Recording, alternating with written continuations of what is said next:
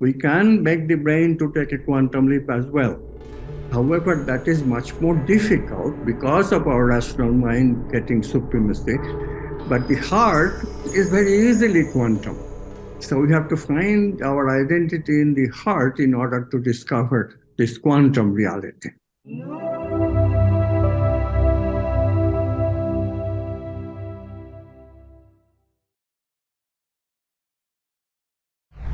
I'd like to welcome to the show Dr. Amit Goswami. How you doing, Dr. Amit? Glad to be here. Thank you so much for coming on the show, my friend. I'm looking forward to our conversation about quantum physics and spirituality and how those two worlds seem to be getting closer and closer, despite people's attempts to pull them apart. Indeed, we read every day news about how loneliness is becoming an epidemic in America, but we don't realize that the loneliness is because we don't acknowledge love, we don't acknowledge heart, and all this is really ultimately non-acknowledgement of consciousness as the force behind us. Yeah. Belief that matter is everything is really creating havoc in the entire world in the form of global climate change and what have you.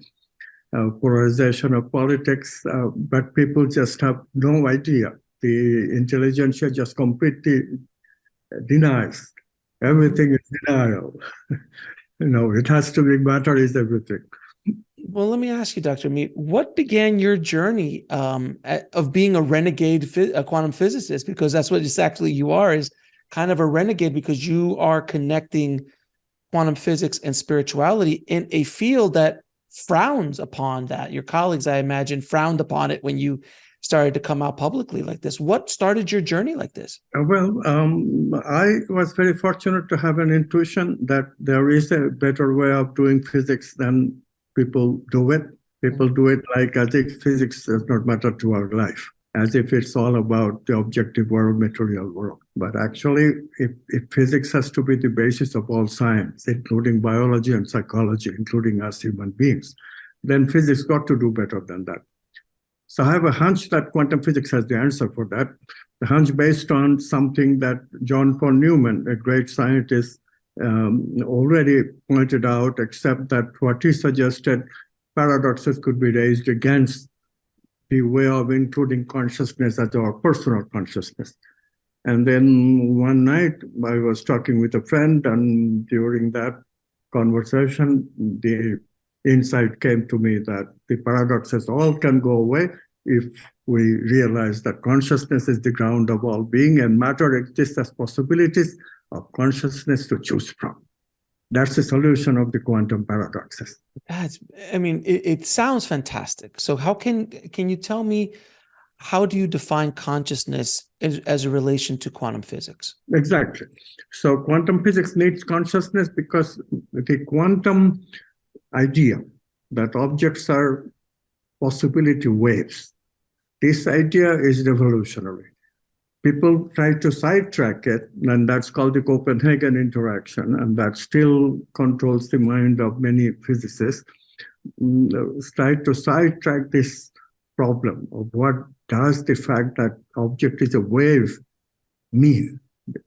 Originally, they tried to suggest that objects are waves, but we, of course, do not see them as waves. You only see them as particles, as something that they can brush aside.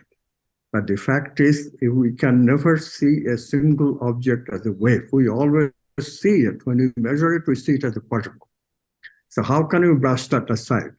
Because single objects can be isolated, and the physics of single objects got to be important for biological systems or psychological systems, or we are a single object.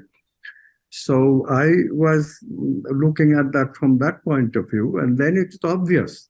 It's obvious that the waves are waves of possibility, residing in a domain outside of space and time, like the spiritual traditions are telling us all along.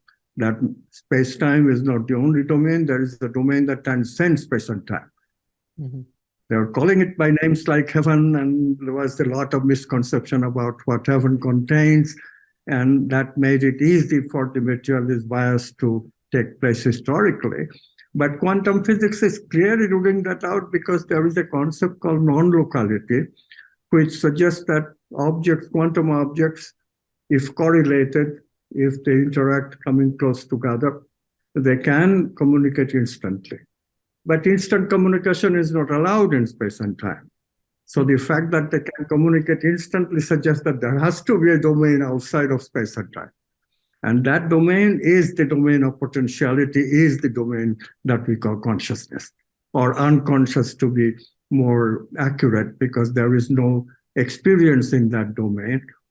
This is what we call unconscious, a concept that Freud already introduced even before quantum physics came along. I've spoken to many near-death experiencers, people who have gone to the other side based on their experiences. And they talk about this instant communication, this downloading of information instantly. So it kind of connects with what you're saying. But from a quantum physicist point of view, what does that actually mean, communication instantly? Because I get it in the near-death experience and the afterlife. I get that. It's soul to soul. Communication is different. I've heard it from many, many different sources. But from the practical quantum physics world, how do you explain that? It's communication without signals. Right. Communication in space and time requires a signal to travel from me to you, but communication outside of space-time works without signals and therefore does not need any time lapse for communication. In signals always travel with a finite speed. This was Einstein's great discovery called theory of relativity. The speed of light is the maximum speed limit. So in space and time, there is always a signal required for communication, and signal must take a certain amount of time to travel the distance between the objects. However, in the domain of potentiality, where non-locality is possible, non-local communication is possible, what it means is that however the distance between the objects are, it doesn't matter. They will communicate instantly anyway.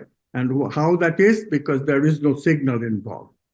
So non-local communication is signal-less communication. So is that kind of the basis of quantum entanglement? That is the basis that we call quantum entanglement. This is the phenomenon we call quantum entanglement. What can you explain? Because you and I both understand. I mean, I can't say I understand quantum entanglement, but I understand some of the basic ideas of it.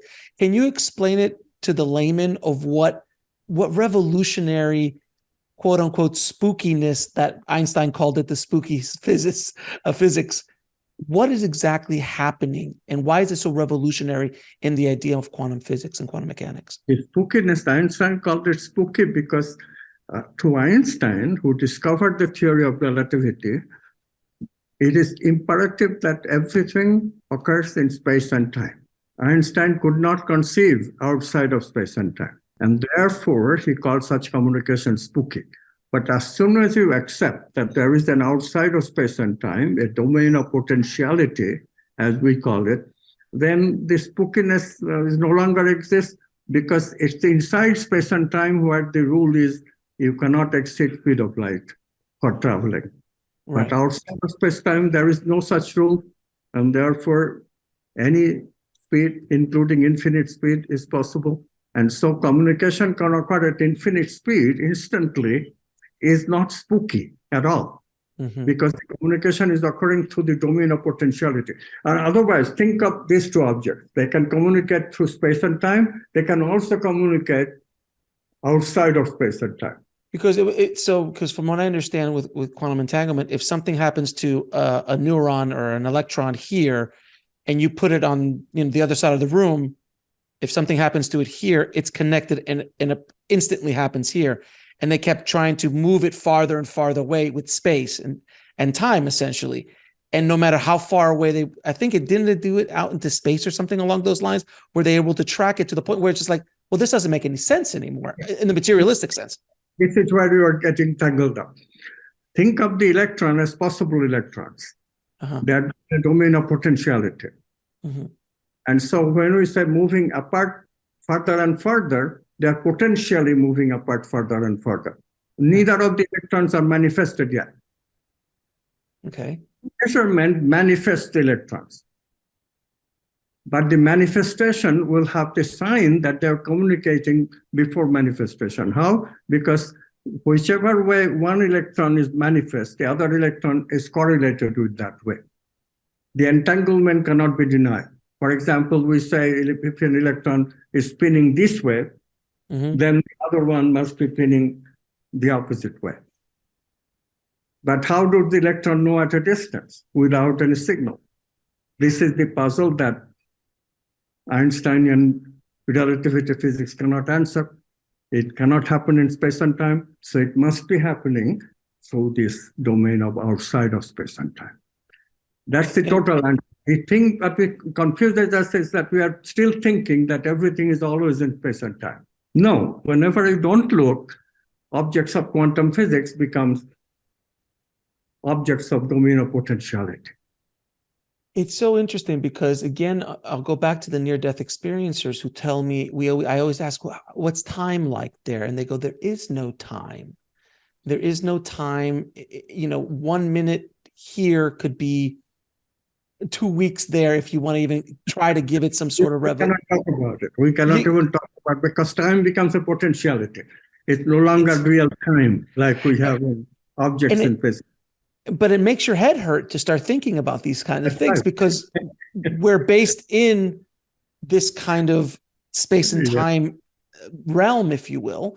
And to think beyond that, it's kind of like the question is like, well, God has always been, has never had a beginning nor an end, or the source energy has never had a beginning. That's like for us, it's impossible because for us, everything has a beginning and everything has an end. So you start to think like your head starts to hurt after a while. One thing I wanted to ask you, and I've heard this, and I'd love to hear your thoughts on it, that there is something faster than light in the space and time, which is the expansion of the universe itself is faster than the speed of light. Is that true? No, these things are very difficult to put it that way. It is the result of very complex theories that we're talking about. Indeed, in general theory of relativity, such statements can be made. But in truth, they have nothing to do with what we are talking about. Sure. That is something else completely. We are talking about in a place and time where space is not carved, and therefore all those questions are side issues. Right. If in the presence of carved space, can there be speed faster than the speed of light? These are other issues. On Earth, we are doing this experiment. There is no curvature of space here to warrant that kind of issue. There is some conflict between quantum physics and general relativity that is not solved yet. But that's problem of high-level problem of physics, important only for cosmology, nowhere else. So we should keep those problems separate from this problem. This is problems with right on Earth. Fair enough. That things have been separated by a kilometer. We have experimental setup separate by kilometer, and even then we find that objects are moving faster than the speed of light. No curvature of space. You cannot give that kind of argument here. So where is this faster than light communication coming from? And it has to be quantum non-locality according to a domain outside of space and time, because in space and time, this could never happen. Well, let me ask you this. Why do you believe in this? Because you are or were inside of the machine. Why do you believe that materialism and materialists have such a difficult time accepting these obvious, provable facts about what's happening, our entire conversation, and they're just basically ignoring it? They're just like, it's spooky. They're using like dismissive words like spooky because they don't want to deal with it because it throws their entire foundation of their theories out the window. Why do you think they have such a difficulty in embracing scientific facts? Well, there are ways to, you have heard about people who can avoid discussion by seemingly rational arguments. Mm-hmm. It's called sophistry, following a Greek word. Ancient Greece had this, they're called sophists, and this still exists. Sophistry is a way of denying reality by giving the appearance of rationality.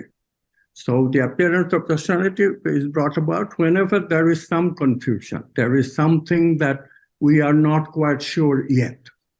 The rational argument that is always made by scientists is that the brain is something of an unknown phenomenon, and therefore the brain could do things, perhaps, that we have not figured out yet how the brain does it. So they say that although it is true that in principle, non-locality certainly is reality, and therefore we are saying in principle this unconscious realm does exist, the domain of potentiality, but they're saying it's not relevant to the macroscopic scale in which we become the brain, and it is not us really, there is no us, but it is the brain which does peculiar things. Brain is able to do all kinds of weird things. It's called promissory materialism. Karl Popper, a very world-renowned philosopher, called this promissory materialism. You cannot argue against promises like this, that someday will explain the non-locality of the brain. But this is the contention. Richard Feynman, who was a very great physicist of the last century, he proved that computers cannot do it. And so if you look at brain as a computer, certainly brain cannot do it. But they always say, no, brain is just not just a computer, it also can cognize, and it can have even non-locality, it can do quantum measurement. So all kinds of things that they say that is promissory.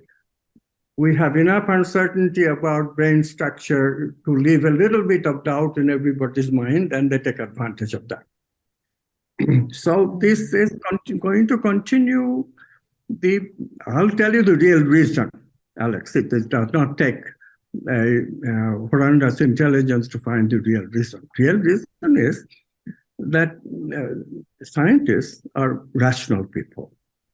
Rational mind separates you from consciousness, separates you from this non-local experience. For the non-locality, to experience it, brain is not the best vehicle. The vehicle is actually love, which occurs in another organ which we have, the heart, which has immune system and the heart.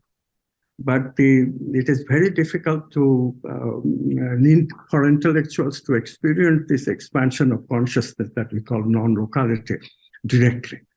And because they never experience that, they go along with the fact that, yes, it could be that we are just machines, although they themselves are constantly saying we are creative, we have free will, we are reigning the world, we can make changes, we take ourselves so seriously. But underneath, they believe that all of this could be that this is all just empty, and brain is the real actor behind our actions. Right. Go along with it. It's like trying to quantify love. It's something that we've all felt in one way, shape, or form, but we can't pin it down. We can't really. We cannot pin it down with concept. We cannot bring it down with rational mind. And so, who is going to take us out of this, all this quagmire? I think that is very clear.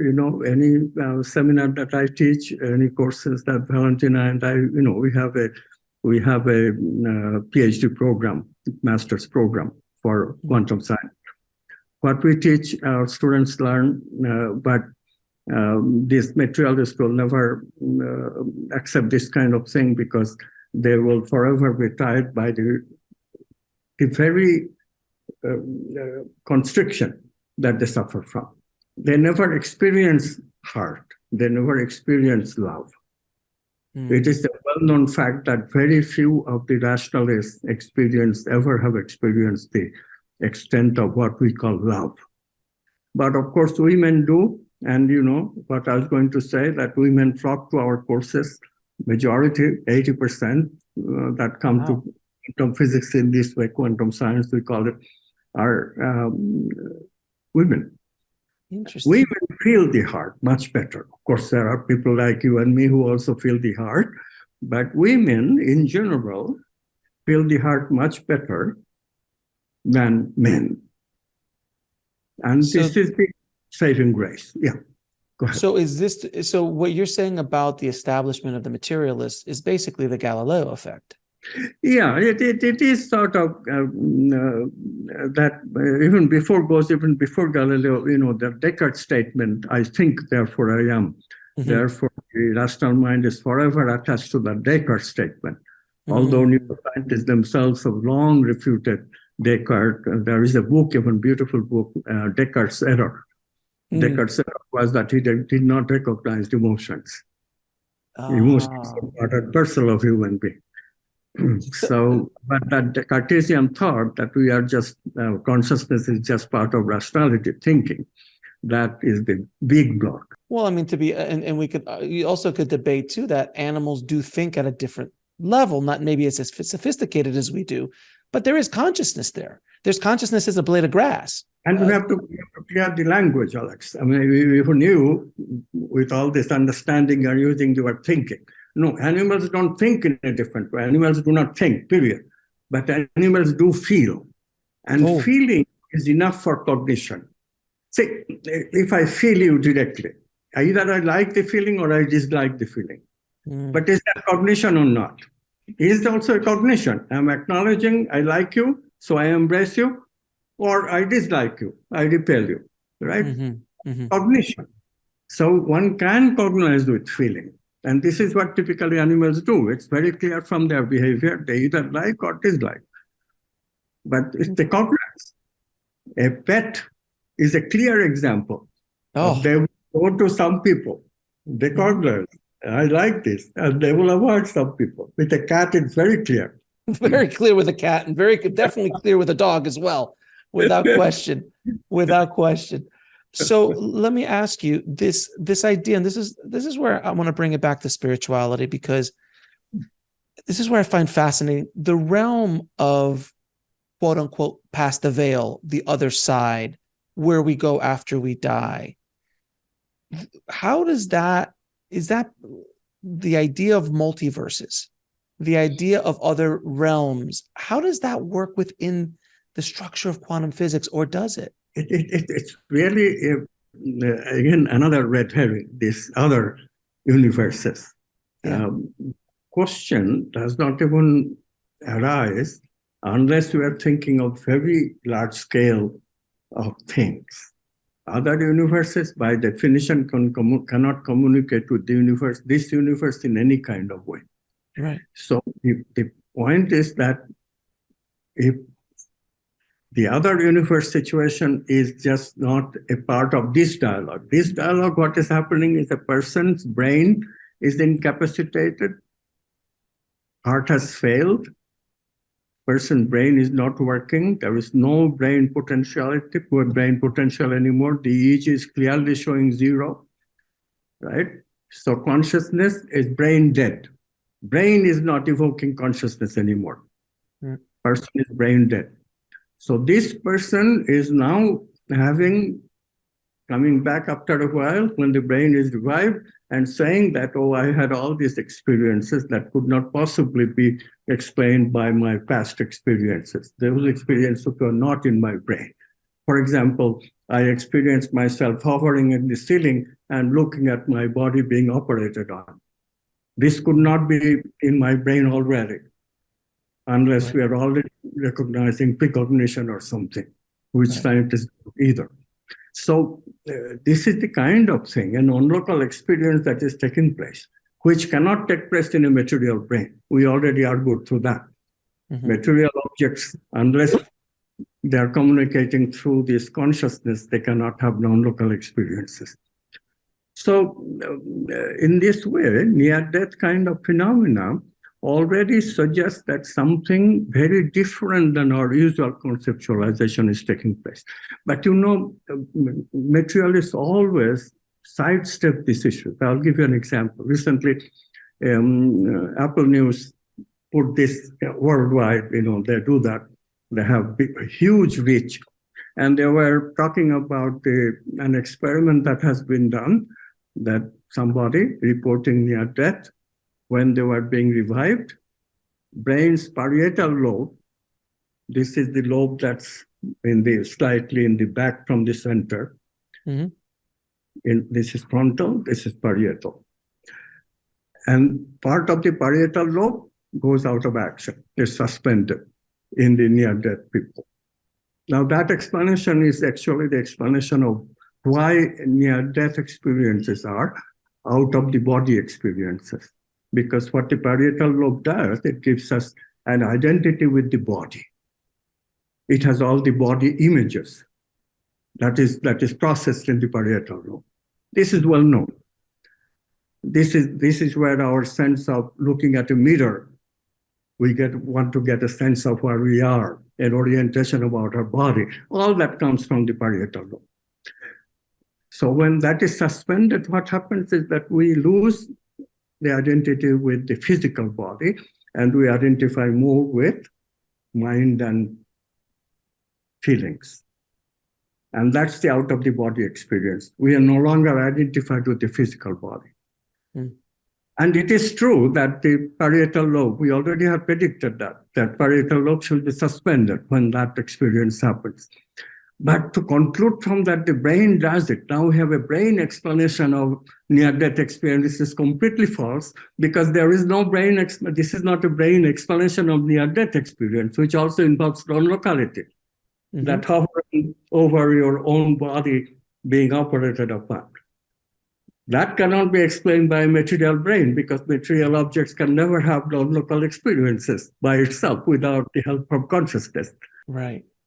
Well, yeah, and with near-death experiences as well, I've spoken to doctors and researchers who have talked to thousands, not only thousands of near-death experiencers in this country, but overseas, in Africa, in different cultures, and they're all different.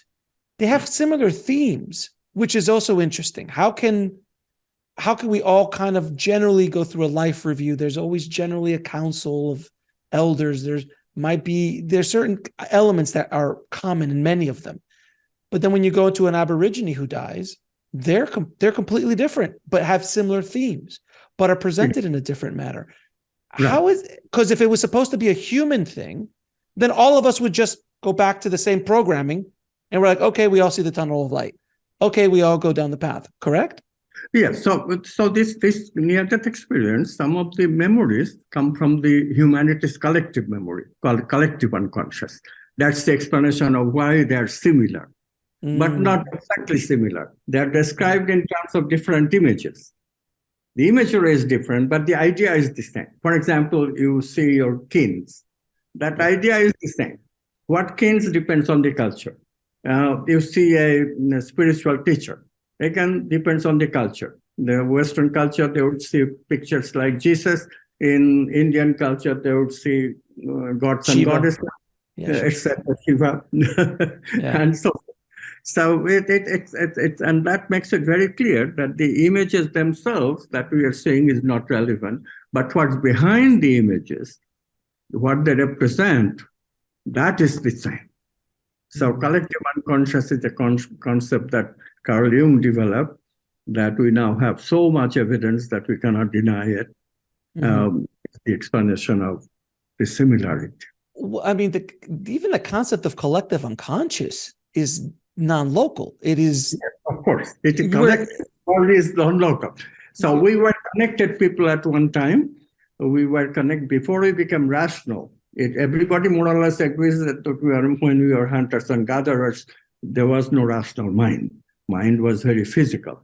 At the later stages of the hunters and gatherers era, now people acknowledge that there was a phase in which garden agriculture was available. Men and women worked together in the garden with simple instruments like a hoe or a spade. In that era, families developed and love developed, and therefore we were also very connected. We became non-local with each other. That's now we call it tribal consciousness, but actually it's much deeper than that. It's that very deep non-local connections that we had with each other, and that is how we build the collective unconscious. When you are non-locally connected, if you have a memory, I will also have easy access to that memory because we are connected non-locally. So your memory and my memory will be simultaneously made of the same experience. And again, that is not in materialism at all. It lives in beyond. It's beyond that. Yeah. In materialism, no two people can be connected without signals, only with signals. because they're sticking only in the physical space and time. That makes so much more sense now. So when you go beyond space and time, and where this quantum entanglement and things like that go, well, let me ask you this then. How can quantum physics explain oneness, this concept of oneness, which it seems to be awakening in society now, that we're all connected in one way, shape, or form? Yeah, so the explanation is at two levels. One is that oneness itself reflects a non-locality. And why don't we experience non-locality in our ordinary consciousness? Because we get conditioned from our memory. The experiences don't come to us directly because of this conditioning. We could, and occasionally it does, those experiences we call by special names, like creative experiences or intuition. But ordinary experience comes from a state of consciousness that we call the ego. That is an identification with our personal memories, our personal history. So this ego has obviously much more constricted than we are capable of, non-locality oneness. The ego is not one anymore. It's detached from that oneness. This is what causes the problem. So we have to go beyond the ego, which requires, in quantum sciences, requires a discontinuous condition, quantum leap. Creativity is a quantum leap. Intuition is a small quantum leap.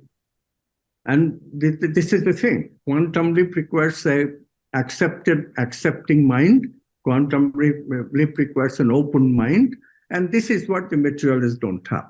If you are using your rational mind too much, you lose that flexibility. You're not creative anymore in that sense. Creative in the quantum sense. Well, let me ask you this. Even Einstein, if I'm not mistaken, even Einstein played the violin to get ideas, if I'm not mistaken, correct? Or something. So Einstein, that is yeah, he took quantum leaps within his work, correct? Yes. He took quantum leaps all the time. He was the greatest quantum leapers as far as outside experiences are concerned. There are bigger quantum leapers, Jesus, Buddha, they are examples, but they did not discover in the outside world, they discover in their inside world, the nature of consciousness. Can you explain, then can the materialists explain creativity? Well, they don't, but they sidetrack the issue by confusing creativity. For them, creativity happens because of a reshuffle of the existing knowledge in the brain. So for them, but this is beautiful in a way. Alex, look at this. These AI programs like ChatGPT, they can be more creative than any human being if you accept the materialist definition of creativity. You're right. This is why people are really worried.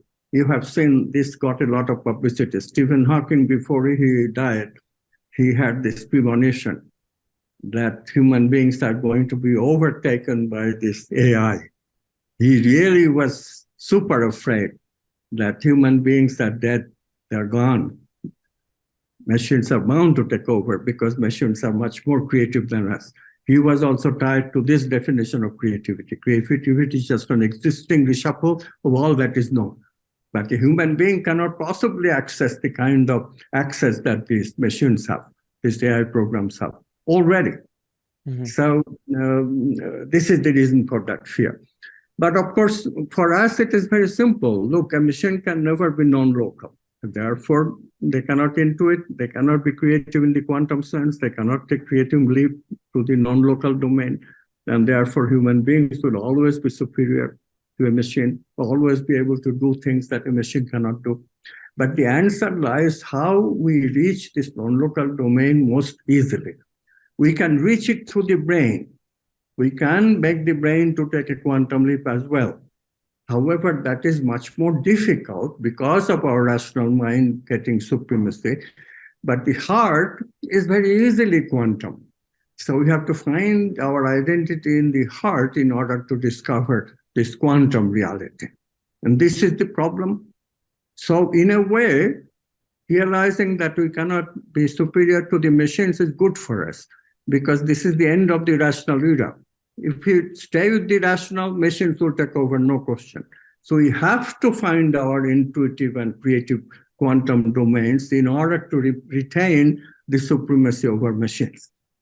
Because you're absolutely right. These AI that are being created and learning at astronomical speeds right now, like ChatGPT, they will have access to all knowledge. All knowledge, all More than existence. everything that exists up to a certain time, they have access to. More than you or I could ever possibly have access to. But yet, AI is not creating things out of thin air in the way that you or I can create ideas. Out of the potentiality that we talk about. So they don't have access to potentiality. And this never discovered potentiality is always be there because it's infinite. And so human beings will always be superior to machines. Because we can always bring it down to machine availability, but only after we have done it creatively. Then we can put it on the internet and machine will have access to that. But we always have access to the rest of the potentiality. But you know, the trick of infinity is that infinity minus infinity is still infinity. So that potentiality will always be there for human beings to explore, and machine can never equal us. We'll always be steps ahead of machines. And that's because we are able to do things and connect with things in a quote unquote spiritual space that a machine could never, which is that love. A machine can't love. Yeah. It doesn't have that potential. It's a lovely word, lovely phrase, spiritual space. This domain of non-locality is what the spiritual space or heaven is. That is it. Well, from the, and please correct me, from the Vedic perspective, from the Vedic text, which I've heard that many quantum physicists have read the Bhagavad Gita and have gone deep into the Vedas because they were talking about these concepts thousands of years ago, when we were supposed to be hunter and gatherers, but supposedly, you know better than I do because that's not my culture, but I've studied the Indian culture and Hinduism and the Vedas. And as I've gone deeper and deeper to them, like they were talking about things so vastly far superior to what we even know now, that even quantum physicists, I forgot who it was, the father of the atomic bomb, Isaac, you know who I'm talking about, the guy who created the atomic bomb. He quoted the Bhagavad Gita. Yes, exactly. He quoted the Bhagavad Gita. Can we talk a little bit about this? Because the non-locality and potentiality of the Akashic Records, the idea of that. Can you talk a little bit about that and how that relates to quantum physics? Yeah, indeed, the Vedic researchers, and that's what they are. They don't have to be called mystics. They were researchers of consciousness. They had no material savvy. Material instruments like telescope was not available, so they could not study matter. But they could meditate, and they learned to meditate very, very well, because when you don't have outside distraction, you only can look at inside. You are a researcher, what to do? You study as much as you can what happens inside. And they did, with meditation, with creativity, and they discovered these states of consciousness that we are now discovering and explaining. By the way, there is nothing in the Vedas that quantum physics cannot explain. Quantum physics explains everything in the Vedas, in the Vedantas. This is the big power that we have uncovered. It took us 7,000 years, but finally we have understood consciousness as these researchers were describing it. And not only that, some of us have partially, I don't claim to be enlightened by no means like Jesus or Buddha, but I do claim to have the experience of oneness. This is not as far out as people think. Abraham Maslow also described similar experiences. Carl Jung described similar experiences. So these experiences are not that uncommon. They're quite common. In fact, my associate, Valentina Onisor, my co-author, she also has experienced non-locality, oneness. So this oneness experience, if you have it, what it is that you experience yourself much bigger, much more loving, much more inclusive about others, What does that mean? Include my ability to include another in my consciousness is an expansion of my consciousness. Here I am only me. Yeah. And then I include you. That's an expansion of my consciousness. I care for you as much as I care for me. That's an expansion of consciousness. And this expansion, when we are able to do it to an infinite amount, those specific moments, in that moment of realization, I knew that I can love everyone. Not only that, that ability to love everyone lasted for 2 entire days before it faded away. So leaving me no doubt that this is something very real I'm experiencing. Mm. And how did you get there? How did you get there? I had to do a 7-day meditation, non-stop meditation in all waking hours to get there. It's even to describe it is hard because, how do you meditate every moment of the time? But what happens is part of it is unconscious, part of it is conscious. We call it a do process. But that's what happened. And I was tenacious. I was determined that I'll do it as long as it takes. So on the 7th day of doing this, I went out of my office at the university where I worked, and there was meadows just outside, and was walking among the trees. And Oregon is beautiful, So, and all of a sudden, the world became one with me. It was an experience that, unless you have it, you will never get the flavor of it. But that's the only way to describe it. I became one with everything. Let me ask you, do you believe that there is more people like yourself, more quantum physicists and materialists who are starting to come over to this side, if you will, to start explaining things, being accepting of these ideas, this new generation coming up? There are quantum physicists. Henry Stapp, who just passed away very recently, he wrote a book which is very similar to mine. Casey Blood also has written a book, Rutgers professor, now retired, I think. So there are quantum physicists, but there are many more from in transpersonal psychology. Stan Grof, for example, Carl Jung, I already have mentioned. Assagioli, that's an Italian great transpersonal psychologist.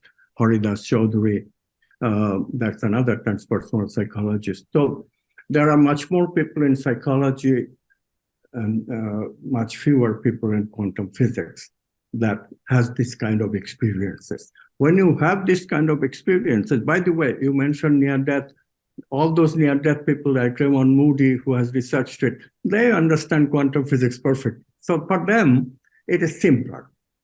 For people who are just rationalists, use mathematics all their life and cannot go beyond mathematics, it's very hard for them. So I have no grudge against anybody why they can't accept this. I only just pray for their opening up. People who are really creative can. Like Richard Feynman, towards the end of his life, he started going to Esalen Institute, one of the meccas for consciousness research.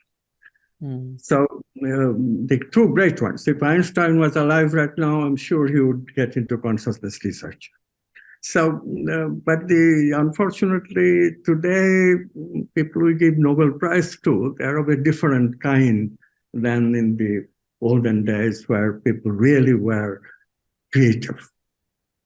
Well, and please correct me if I'm wrong, haven't there been given Nobel Prizes to theoretical physicists and quantum physicists as well? They were up to a point, but now who we give Nobel Prize to often are just experimenters who do just an experiment which is very limited in terms of its scope. Although this year the Nobel Prize was given to the discoverer of non-locality. Right, I thought so. So this is an exception. Finally, after 40 years, we have given Nobel Prize to Aspect, Alan Aspect, who was instrumental for discovering non-locality. 1980. So let me ask you this, though. If that's the case, Nobel Prize is the ultimate prize in the world of physics.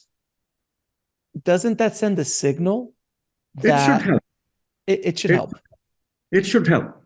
It should help. But we need to go further because there is still that barrier. materialists can always say, but the brain is macroscopic, brain is high temperature, or I have already proven that yes, the brain can indeed invoke consciousness and therefore can experience non-locality to consciousness. You have to understand the quantum measurement theory in the right way. But these arguments still are not accepted by the materialists because they still continue to believe that there will be something new about the brain that we have not found yet that will convince everybody that this phenomena can be explained by the brain. In the meantime, we can use sophistry because part of what the brain does, they can create as a red herring, like the example I gave you. Parietal lobe is dormant in near-death experience, therefore say, we have found the material explanation. Because of this, we are having near-death. That doesn't explain the entire near-death experience, namely the non-locality, explicit non-locality that they report. They were able to see their own body operated upon. How could they see that without non-locality? And verifiable too, because they could tell the doctors what they were doing, and there's no way. There's no way that they could find out from general considerations. Yes. Correct. So then perfect example of what we're talking about is the placebo effect in the medical field. It's unexplainable. It is spooky, and they can't grasp it because they only are stuck in the materialist worldview. Doctors in general, God bless them. Look, if I get shot, don't rub a leaf on me. Modern medicine is amazing, but there is it can go beyond what the materialists look at. And the placebo effect is exact example of that. Yeah, the placebo effect is a clear-cut example of mind over matter. But of course, even calling it placebo effect, that's sophistry. Right. Why call it placebo effect when it's an anomaly? How the mind, or really consciousness, we just use the word mind to confuse ourselves. The word mind is not consciousness. Mind is an aspect of consciousness. Consciousness uses the mind to give meaning to physical objects and other objects. Consciousness goes beyond both matter and mind. This is the point. But the materialist confuses everything by using these Cartesian words. Descartes started, mind is consciousness. And so we begin to think, okay, mind is always associated with the brain. And therefore, it could be a brain phenomenon. And they cite neuroscience results as an example of, for example, we think, and today we can move things by thinking. We can make those currents, amplify those currents, and they can start moving objects. Or we can convert it into words that are spoken. We can convert our mental thoughts into words that a computer will speak. So in this way, we create the confusion that as if our mind is being created by our brain. But the point is this: the brain and mind are associated, they're non-locally correlated. That does not mean that one is being produced by the other. It's just an association. It does not have a causal connection, does not mean that there is a causal connection. Brain produces the mind. But all this becomes red herring. And ordinary people doesn't have the time to engage with these issues enough to refute. And so if you see 100 articles talking like this, and then 1 or 2 articles talking the opposite way, like we are doing right now. But right now, at the same time that this interview will be broadcast, imagine thousands upon thousands of interviews will be broadcast, which will deepen the materialist prejudice. So we are just not being able to compete in that kind of way. The one way to compete, we are already doing it. I told you about this institution where we are giving master's and PhD degrees, and they are convinced because they are getting all the details. Any psychologist that comes to talk to me, in a matter of just 2 hours, I can start changing his worldview. Beginning. I'm not claiming that miraculously he changes right away. In fact, miraculously changing right away is not the right way of teaching anyway. But I will I will make it clear enough for them to realize that there is something definitely wrong with just as the idea of non-locality. Well, I'll tell you what, though, from my point of view, I believe that there is more curiosity about these things now, more than I've ever seen in my lifetime. Absolutely. And these conversations plant seeds that they might not flourish today. They might flourish in a few years, but they're planting seeds. And I think that is the way that these great shifts happen, because people are talking about quantum physics at parties. What? Yes. 30 or 40 years ago, that was academia only. But now is people are talking, well, do you know about quantum entanglement? Or do you know about the split theory or this, or these kind of conversations on a YouTube show? These were things that were not talked about. Quantum physicists were not being brought onto shows to talk about theories. So people are interested. And I do think there is a shift happening. And I think we do have a fighting chance to shift out of this older materialist, industrial way of looking at our lives that are not serving us anymore. It served us for a while, but doesn't serve us now. Yes, I completely agree with you. And that is the hope of the future. The new generation is going to make a huge difference. I find this all the time. The last workshop, I'm in Brazil right now. We just finished a workshop on love, and a 16-year-old showed up. Oh, wow. Without her, of course, but she showed up. And she was thriving with these concepts like non-locality, how love, because of its non-locality, is why it is so, makes such an impression on us. It really connects us with the other that we love.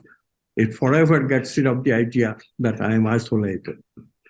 That loneliness that comes to a Newtonian individual is completely absent for a quantum individual. Once you realize quantum physics, there is no loneliness for you. That's so true, because the delusion is that we are separate. The ego has created the delusion that we are separate. But once you understand you are a bigger part of a whole, that we are all connected, you don't, the depression goes down, loneliness goes down. I was talking to a neuroscientist the other day who's been studying the brain on faith and on God for 30 years. Yeah. And depression goes down, suicide goes down. You handle problems in life differently. Not religion, just faith. It's just that there's something bigger than you and that you're connected to it. That concept is extremely powerful. Extremely important. And this is the concept that modern materialist science has gotten rid of. And by doing that, it is literally destroying our civilization. Because we don't feel identity with our environment anymore, we destroy the environment. Because we don't feel identity anymore with our fellow human beings. You read the news in Texas just this week. A neighbor was being simply criticized by the neighbors, and he brought his gun out and just killed people at random and run away. This kind of thing would never happen with connected people, with even connected for a moment. But how can people get so alienated, so separate, independent object, that without hesitation, they did the machine-like thing. Okay, I have a machine that can kill people and I'm alienated, so I'll kill these people and run away. So this is an extreme example of what materialism is doing to us. And of course, what happens is that nobody says, oh, it is the worldview that happened, worldview change that happened 60 years ago that is causing all this. Nobody makes that connection.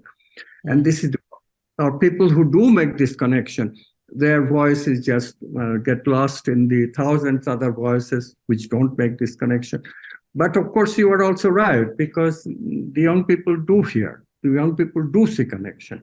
They do interpret, the other news that is attracting everybody's attention, that young women feel suicidal so much. 1 in 5. Because of social media. Right. So people are aware that this is causing havoc with also our young people. So many young people feeling suicidal. So many young people feeling that they're lost without meaning and purpose. So we will see more and more of that occupying Wall Street, that kind of movement. Young people will bring that up, and we will see changes. My feeling is that we will see changes. My friend, I'm going to ask you a few questions I ask all my guests because I can keep talking to you for hours, by the way.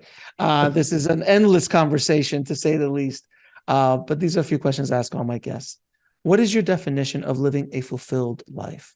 Living a fulfilled life, fulfillment to me is satisfaction.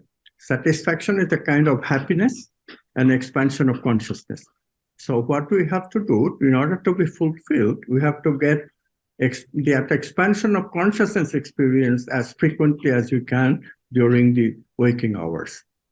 And free our unconscious enough to not even have basically a good experience during our sleep, because we do remember a little bit of it. We know where if we slept happily or we slept unhappily. So this is the key. I have developed with psychologist Sunita Patan a scale of happiness, where we have actually shown that spiritual work, meditation, creativity, and all that really does create states of higher and higher happiness. People do develop this ability of having more and more satisfaction in their life, more and more expansion of consciousness to include others. And then they can be free of physical disease, mental disease. Not only that, they can start scaling the ladder of happiness. If you could go back and speak to your younger self, go into a time machine, which we're talking about physics. If we can go into a time machine and you could speak to your younger self, what advice would you give him? Well, I would say that, look, try to change your worldview as quickly as you can, because that will open you up towards how to live properly. I was living completely isolated as an intellectual before I was 37, and that time that intuition came. And ever since, I gave up total dependence on intellectuality, and that's really the key of everything. For intellectual person, there are other things that can also capture it. So there are other kinds of ways to get deranged as well. But intellectuals, being one myself, I know is a state to nowhere, because you really become disconnected from consciousness, from love, from your own body. And that is just such a unfortunate road towards loneliness and unhappiness. What can I say? Einstein, towards the end of his life, lamented to his friend, "You found one thing that I never found, which is love." Look at this person, who is the greatest, most creative person we recognize, so far as outer creativity is concerned, is acknowledging that I'm unhappy, and I'm unhappy. And the lot of every materialist, rationalist, no exception. How do you define God or source? Well, this is that unity consciousness that we're talking about. I mean, we can get very confused by making God in terms of our images. But if we don't do that, if we try to accept the fact that, okay, this better be very abstract, it better not be something that I can put in front of me and visualize, because it is, after all, the ground of all being. So let's not make hasty images. Or if we make hasty images, realize that this is only part of what God is, only an archetype that leads us to what God is. So the best word we can find is really non-locality, non-local oneness, oneness without an exchange of signal. What is the ultimate purpose of life? Okay, the ultimate purpose of life, therefore, is to follow these portions of God called archetypes, with values that will lead us to God, namely love, beauty, justice, truth, wholeness, of course, even power, even abundance. Those things are also part of that, but you have to combine power with love, abundance with love. So love is a very crucial point that makes us different. People can search for being rich without love. People can search for being powerful without love, like Putin. But if we combine it with love, then we can become a Gandhi, we can become a Martin Luther King or Nelson Mandela, and then we become capable of loving people as well. And then we'll use our power to share power, to empower people. And same thing with truth. If scientists combine truth with love, then they will explore truth to empower people, not to become manipulators of people. And where can people find out more about you and the amazing work you're doing? Okay, this is a very, very good question. AmitGoswami.org, that's the website. So you just come to the website and everything that I've talked about is available on the website. AmitGoswami.org. And do you have any final messages for the audience? Yes, the final message is, of course, your path to oneness, the purpose of life, the meaning of life. Ask those questions. And if the answers come. It will be in form of one of those archetypes that I have mentioned. Follow that archetype. Believe what Joseph Campbell said. Follow your bliss. The archetypes are our bliss to follow. And then life becomes happy. As Alex asked me earlier, what gives us fulfillment? These archetypes, purposeful life gives us fulfillment. Dr. Amit, thank you so much for this conversation. I hope it is one of those seeds that is dropped in many minds around the world, my friend. I appreciate you and the amazing work you're doing. So thank you, my friend. Thank you. Thanks for watching. Click on one of the videos below to continue your journey, and don't forget to subscribe.